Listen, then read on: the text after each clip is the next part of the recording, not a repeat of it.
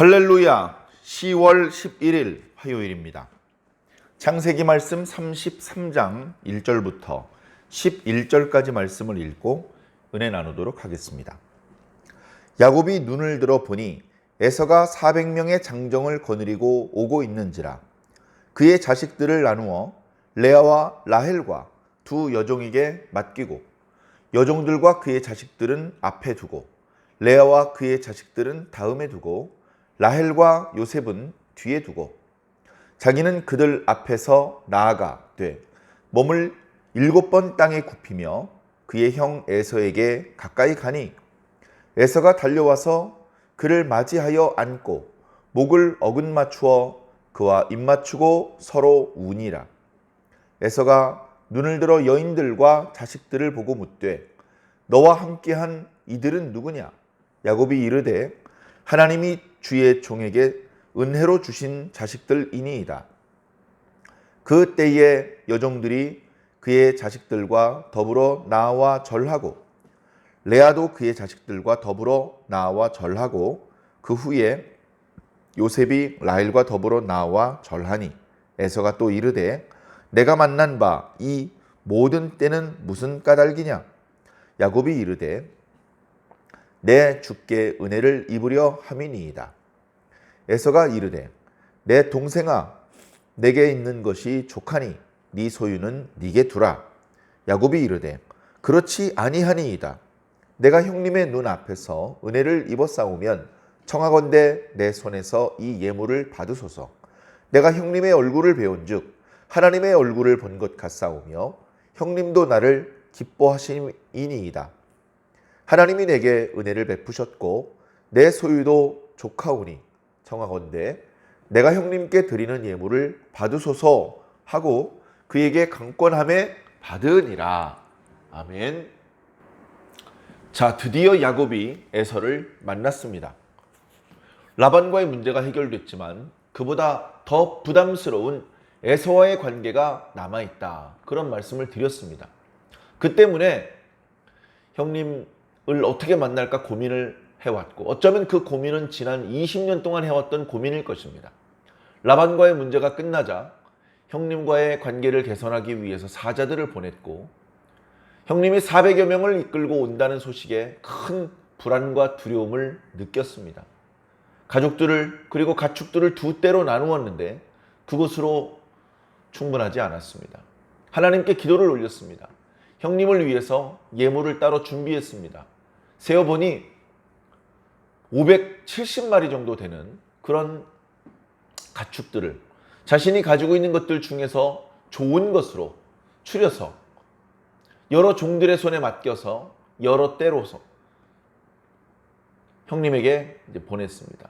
그렇게 해서 형님의 마음을 좀 누그러뜨릴 수 있을까 기대했기 때문입니다. 그러고서는 자기 가족들도 야복강 나루에서 다 건너가게 했습니다. 자신의 모든 소유도 그 가축들을 기르던 사람들도 다 건너가게 했습니다. 마지막까지 남아 있었습니다. 마음의 불편함이 해소되지 않아서 거기서 어찌할 줄 모르고 있을 때에 거기서 어떤 사람과 씨름을 했다는 말씀을 드렸습니다. 그 사람은 그냥 지나가던 사람이거나 야곱을 해치기 위해 온 사람이 아니라 하나님께서 보낸 사람이었습니다. 그것을 야곱이 느끼고 그를 붙잡았던 것이죠. 그러나 그는 웬일인지 야곱에게 복을 주려고 왔는데 복을 주려고 하지 않고 그냥 지나가려고 합니다. 야곱이 이 하나님께서 보낸 사자를 통해서 축복을 받아야 형님을 만날 수 있을 것 같습니다. 그래서 보내주지 않고 붙잡습니다. 넓적다리 뼈가 어긋났는데도 불구하고 그 극심한 고통 중에서도 그 사람을 놓아보내지 않았습니다. 네 이름이 무엇이냐? 야곱입니다. 야곱이라고 부를 것이 아니다. 이제부터는 이스라엘이라고 불러. 네가 하나님과 및 사람과 겨루어 이겼기 때문이다. 아, 내가 사람과 겨룬 것이 아니고 하나님과 겨룬 것이구나. 내가 하나님을 만났구나. 하나님의 얼굴을 보았는데 내가 죽지 않았구나. 그렇다면 형님의 얼굴을 보아도 내가 죽지 않을 수 있겠구나. 그때 이스라엘이라고 하는 새로운 이름을 하나님께 축복으로 받았습니다. 이제 야곱은 속이는 자가 아니라 이긴 자라는 의미를 가지게 되었습니다. 새로운 이름과 함께 새로운 인생을 출발할 수 있었던 것이죠. 엉덩이를 세게 얻어 맞아서 다리는 쩔뚝거릴 수밖에 없었지만 아침에 해가 뜨고 가족들이 기다리는 곳으로 갈 때에 야곱은 미소 지을 수 있었고 하나님께 감사할 수 있었습니다. 오늘 말씀은 그렇게 해서 가족들이 있는 곳까지 당도한 야곱의 이야기가 이어지고 있습니다. 야곱이 보니까 저쪽 언덕편에서 형님이 400여 명을 데리고 오는 게 보입니다. 그래, 내가 사자들을 통해서 들었던 이야기와 일치하는구나. 형님이 오시는구나. 400여 명을 몰고 오는구나. 말 타고 참 급하게도 오는구나. 아마도 허리춤에는 저마다 칼 같은 것을 가지고 오고 있겠지. 그러나 웬일인지 야곱은 더 이상 두려워하거나 떨거나 도망갈 궁리를 하지 않습니다. 가족들을 때를 나눕니다. 맨 앞에는 여종들, 그러니까 실바와 빌하죠. 그리고 그 여종들이 낳은 아들들이 있습니다. 4명입니다.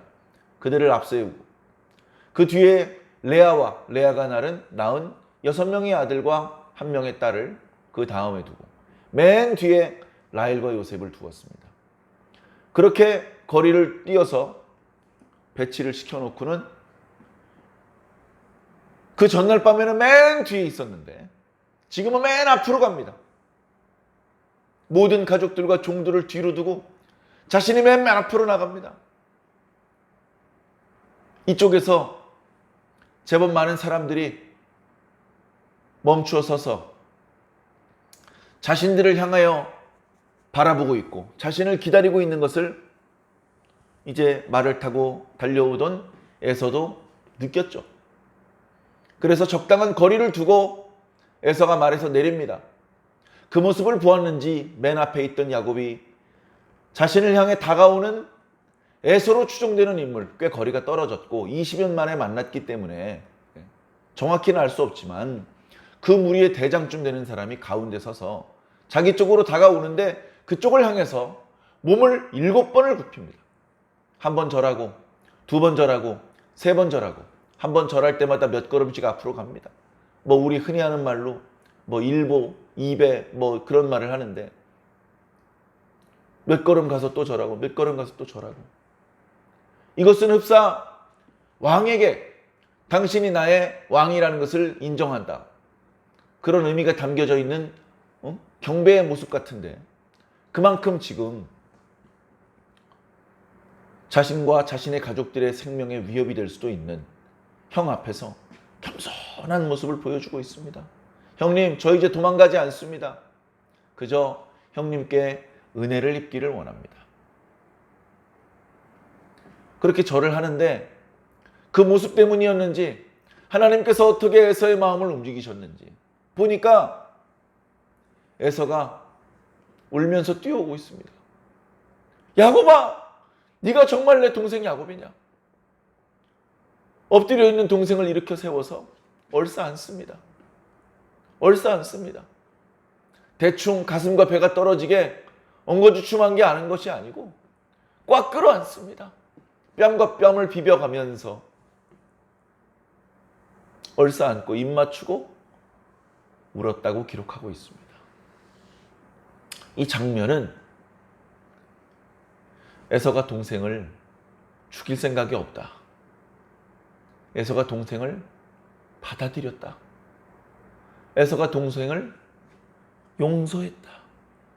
에서와 야곱이 화해했다는 그 의미가 다 담겨 있습니다. 사실 이렇게 끌어안고 울면서 고생했지, 수고 많았어 라는 이야기를 할 거면 400명씩 끌고 올 게 뭐가 있습니까? 40명도 많아요. 한 10명 데려오면 됩니다. 한 10명. 한 10명 데리고 다니면 되는 거죠. 400명은 너무 오며 가며 먹여야 되고 또 수고했다고 한 덩어리씩 챙겨줘야 되는데 너무 비용이 많이 드는 거예요. 목숨을 건 전쟁을 치를 것이 아니라면 400명씩 데리고 다닐 필요가 없는 것이죠. 그런데 어떻게 그 마음이 녹았는지 에서는 400명을 데리고 출발할 때의 마음과 달리 지금 야곱을 보면서 울고 있습니다. 울고 있습니다. 한참을 울면서 서로 형과 동생인 것을 확인하고 마음속에 여러 앙금들을 털어내고 진정을 하자 형이 먼저 이야기를 꺼냅니다. 그런데 네 뒤에 있는 이 여인들과 이 아이들은 누구냐? 그때 야곱이 이렇게 설명합니다. 이들은 하나님께서 종에게 은혜로 주신 자식들입니다. 뜻밖의 은혜라는 표현을 쓰고 있습니다. 계속해서 은혜라는 표현이 반복됩니다. 그래서 약간 뜻밖입니다. 왜냐하면 그동안 야곱의 모습을 보면 하나님의 축복에 관심이 많았거든요. 하나님의 축복을 받아내는데 관심이 많았습니다. 바로 그 축복을 받아내기 위해서 형을 배반하고 아버지를 속였었습니다. 20년 전에. 그리고 바로 어제 저녁에도 어떤 사람과 씨름하면서 그에게 축복받기를 원했습니다. 그런데 그렇게 해서 축복을 받아놓고 하나님께 축복으로 받은 자식입니다라고 하지 않고 하나님께 은혜로 받은 자식이다. 축복이나 은혜나 내내 마찬가지 표현인 것 같습니다만은 느낌이 다르죠. 하나님께 자격이 없는 나에게 하나님께서 이런 은혜를, 이런 선물을, 이런 자비를 베풀어 주셨다. 그런 의미들이 담겨져 있는 것이죠. 아, 그래. 너 갈 때는 혼자 가더니 이렇게 여러 명의 아내와 자식들을 하나님께서 주셨구나. 그래. 그런데 내가 오다가 네가 보냈다는 어떤 종들이 가축들을 주는데 그 종들이 주는 가축들을 다 모아보니까 500여 마리나 되더라.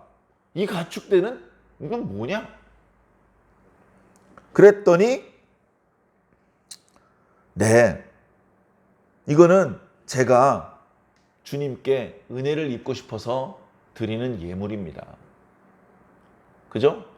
자기가 하나님께 은혜를 받은 것처럼 형님에게도 은혜를 받고 싶다는 겁니다. 용서받고 다시 들어와서 형님의 영역 안에 들어와서 살 수 있도록 허락을 받고 싶다. 그런 이야기를 하고 있는 것입니다. 에서가 얘기를 합니다. 동생아, 나도 가축 많아. 나 수천 마리, 수만 마리 있어. 그러니까 이거 그냥 너 가져라. 여기 동네 들어와서 정착해서 살려면 비용이 많이 들 거야. 너 가져. 그랬더니 야곱이 그렇지 않습니다. 내가 형님 앞에 은혜를 입었다면, 형님이 저를 너그럽게 받아주실 마음이 있으시다면 예물 받아주세요. 재물이 많이 있고 없고 그래서 드리는 것이 아닙니다. 이건 예물입니다. 제가요, 저를 반겨주시는 형님의 얼굴을 보니까요, 하나님의 얼굴을 보는 것 같습니다. 그러지 말고 이거 받아주십시오. 하나님께서 내게 은혜를 베푸셔서 소유가 넉넉합니다. 형님, 저 이거 형님 앞에 드린다고 뭐 모자라고 그러지 않습니다. 형님 받으세요. 몇 차례 실갱이가 있었죠. 형님 먼저 아우 먼저 하다가 야곱이 강권하니까 에서가 받았습니다. 오늘 말씀은 거기서 마무리가 되고 있습니다. 예물을 준비했어요. 돈을 준비했어. 뭐 사례를 준비했어요. 상대방이 살해하는 경우가 있어요. 아닙니다. 이거는 제가 다시 헌금으로 드립니다. 이거는 제가 다시 선물로 드립니다. 뭐 이렇게 받자마자 되돌려주는 경우가 있습니다. 근데 그때 덥석 받으면 안 되는 것 같아요. 자기가 가진 짐승들 중에서 가장 깨끗하고 통통하고 그런 가축 500여 마리, 값으로 쳐도 적지 않은 분량인데 형님이 야 임마 나는 이거 말고도 너무너무 많이 있어. 걱정하지 말고 그냥 너 가져. 네 마음만 받을게. 이렇게 했다고. 아 그렇습니까 형님? 형님 그럼 제 마음은 꼭 받아주셔야 됩니다. 뭐 이렇게 넘어가는 게 아니고 기어이 형에게 예물을 드립니다. 이건 제 게 아닙니다. 형님 겁니다. 이거 원래부터 제 거는 아니고요. 하나님께서 은혜로 주신 겁니다. 자식들만 은혜로 주신 것이 아니고 가축들도 이 많은 재물들도 하나님께서 은혜로 주신 거다. 라반과 있을 때 이 재물들이 어떻게 모아지기 시작했는지 우리가 잘 알고 있습니다. 물론 야곱이 성실하게 일했죠. 위험과 피곤을 무릅쓰고 정말 열심히 일했습니다. 근데 열심히 일한 것만 가지고는 이렇게 모일 수가 없어요. 하나님께서 주신 겁니다. 하나님께서 위로하신 것이고 하나님께서 보상하신 것이고 하나님께서 은혜를 베풀어 주신 것이죠. 틀림없는 사실이고 그걸 야곱이 정확히 깨닫고 있었습니다. 입만 열면은 이거 다 하나님 덕분이라고 말을 하는 것이죠. 우리가 이렇게 입을 열면 하나님 덕분이라고, 모든 좋은 일은 이거 다 하나님께서 주신 것이라고, 하나님께서 도와주신 것이라고 고백하시기를 바랍니다. 결코 과장이 아닙니다. 허풍이 아닙니다. 실제로 그렇기 때문에 그런 겁니다. 꼭 그것을 깨닫고 입만 열면 하나님께 감사와 찬양을 올려드릴 수 있는 저와 여러분들이 꼭 되기 바랍니다. 예. 그리고 이 야곱의 모습을 보면요, 그동안은 남의 것을 남의 것을 뺏어가려고 했습니다. 형님께서 받아야 마땅한 축복을 돌려받으려고 합니다. 그러려고 했는데 지금은 어떻습니까? 자신이 하나님께 받은 은혜를 거꾸로 형님한테 나누어 주는 그런 모양새를 가지고 있습니다. 어쩌면 형님이 아버지께 축복을 받았더라면 형님 소유가 되었을지도 모를 가축 500여 마리입니다. 제가 형님께 축복을 빼앗아 갔는데 그 축복으로 받은 이 가축은 형님께 돌려드리고 싶습니다. 이제 깨달은 거예요. 뭘 깨달았습니까? 아버지의 재산? 수천 수만 마리의 양과 염소? 아무것도 아니야. 잃어버릴 것으로 말하면 하루아침에 잃어버리는 것이고, 얻기로 말할 것 같으면 하나님께서 은혜 주기 시작하면 순식간에 불어나는 것이 양과 염소의 마리수입니다. 장자의 축복? 아무것도 아닙니다. 아버지한테 유산으로 100평 받았는데 하나님께 유산으로 10,000평 받으면 끝나는 겁니다. 아무것도 아니죠. 수없이 많은 가축과 그 가축을 돌보는 노비들이 수만에서 수천만이 돼도 하나님께서 주시면 할 수 있는 겁니다. 중요한 건 뭐죠? 하나님을 만나는 겁니다. 에서는 만나지 못하는 하나님을 이제 야곱은 만납니다. 에서는 받지 못하는 응답을 야곱은 받습니다.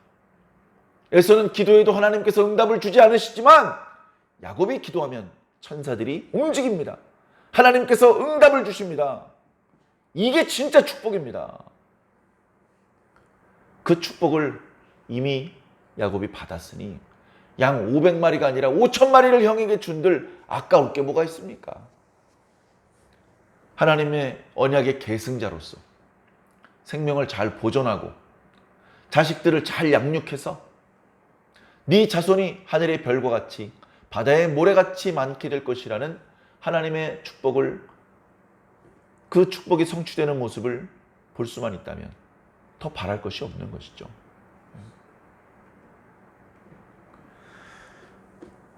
우리는 하나님의 백성들입니다. 하나님의 백성들끼리도 다투는 경우가 있습니다.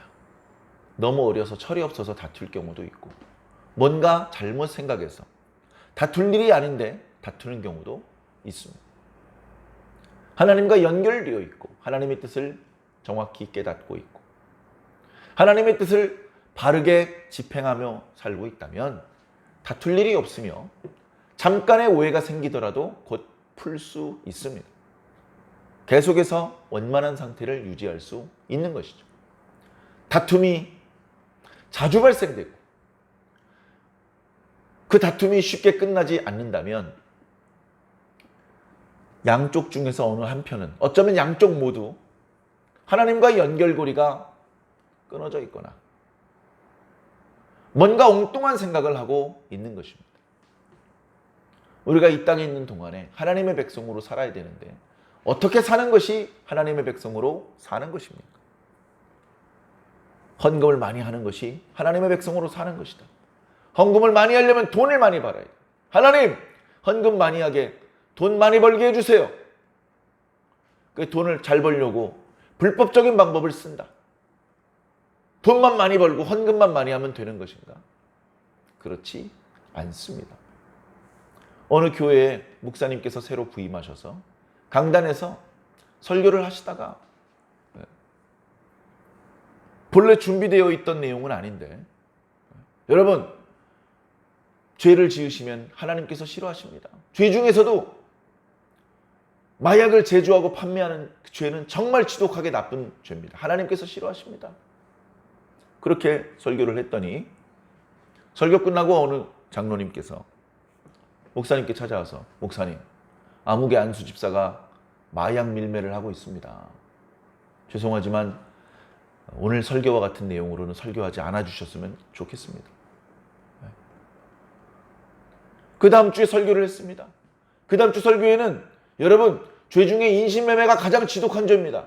절대 그 죄는 저지르지 마십시오. 예배 끝나고 장로님이 또 찾아옵니다. 목사님, 아무개 권사가 인신매매를 하고 있습니다. 그걸로 헌금한 것이고 그걸로 성전 건축한 겁니다.